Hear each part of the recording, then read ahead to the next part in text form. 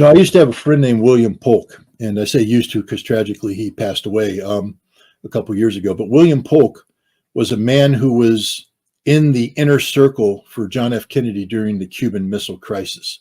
And he talks about, and he's talked to me many times about the decision making that was going on and the role that Kennedy played in preventing a nuclear war, the maturity Kennedy had as a leader.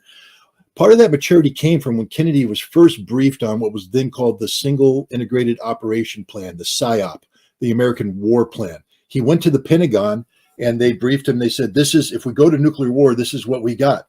And basically, it was premised on the notion that America will be the largest surviving civilization, but in order to guarantee that, we have to kill everybody in the world.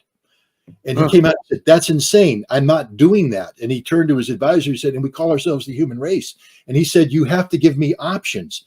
Every president since then, or up until George W. Bush, reacted the same way. When they first got that briefing on how America plans to go to war, which is to destroy the entire world so that when the 20 to 30% of America that survives will be the largest remaining civilization cluster in the world, guaranteeing American global dominance in a post-nuclear conflict, insanity.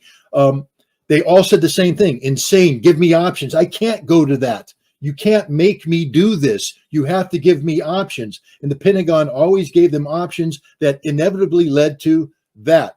Since the end of the Soviet Union, the collapse of the Soviet Union, the Americans have downplayed their nuclear war plan.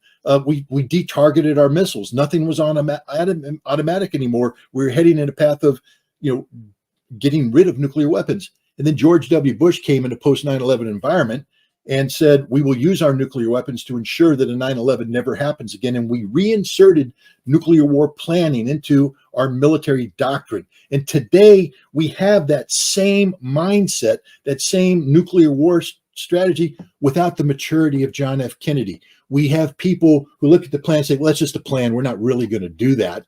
And they say the Russians are bluffing.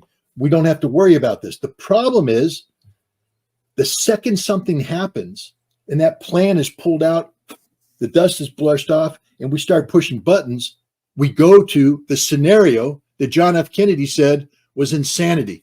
Judge, we're going to blow up the entire world because we know that in a post-nuclear environment, we can't allow, for instance, India to survive intact because we're going to be reduced to 30% of our capacity. We can't allow India to have a superior civilization in a post-nuclear conflict. We're going to destroy the entire world. That's what the American nuclear war plan is.